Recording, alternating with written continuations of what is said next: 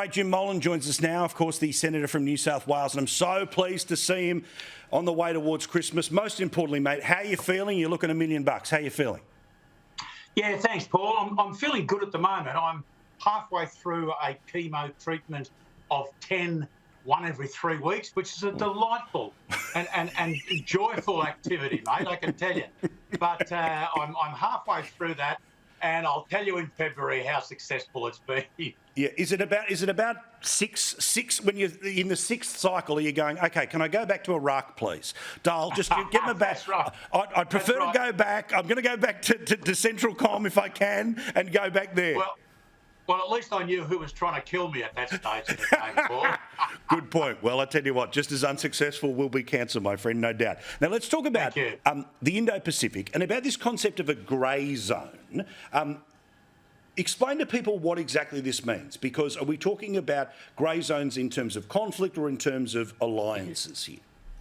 I think generally when people like the CDF, and the CDF recently made some good statements about the likelihood of grey zone conflict within the Indo-Pacific, people are referring to actions which are taken which don't quite go to armed conflict.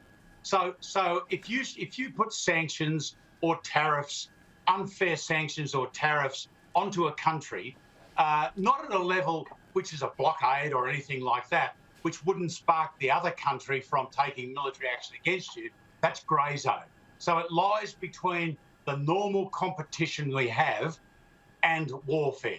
So I think that's what people are generally refer to, Paul, when they talk about grey zone conflict. But we are in a grey zone, I think, at the moment, in relation to how we perceive China, an aggressive China, which is overwhelmingly aggressive, and our own reaction to it. And the sooner we get out of this grey zone of doing nothing in relation to our own defence, then the better for all of us.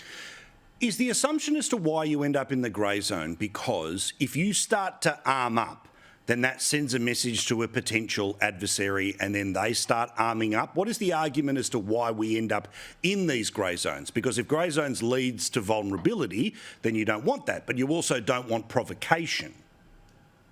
No, and a country like China has mastered the grey zone, and the greatest example of that is the South China Sea, where China started taking parts of the South China Sea, claiming them for themselves.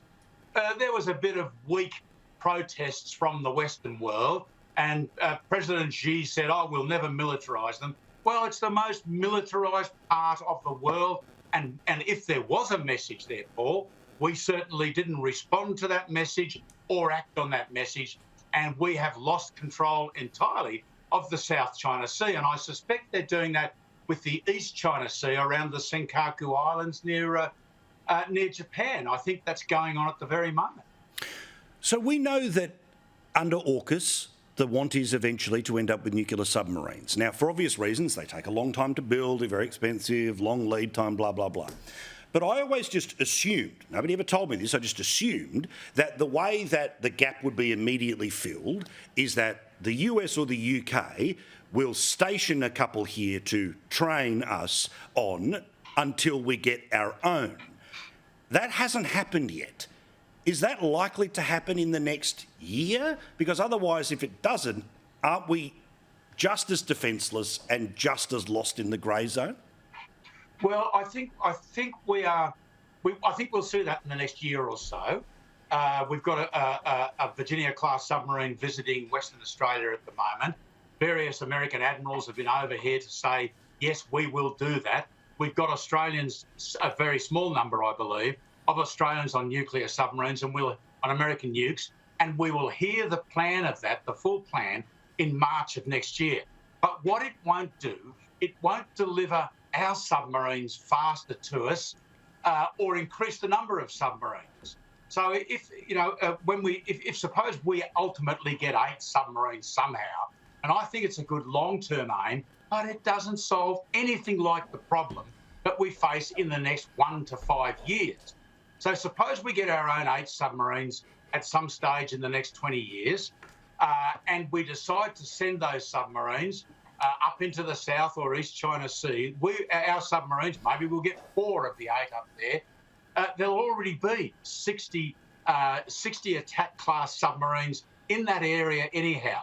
So by us taking American submarines off the Americans, we're not creating any more submarines to try and deter the Chinese. What we need an overall strategy, Paul, which looks at all the threats to Australia, not just some threat in 20 years' time.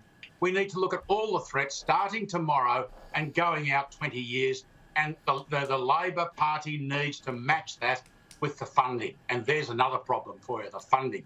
We love you, great man. Kick cancer's ass, because I need you on the show next year. All the best, mate. Thanks, Paul. Thank you very much. Merry Christmas. Jim Molan, we love that bloke.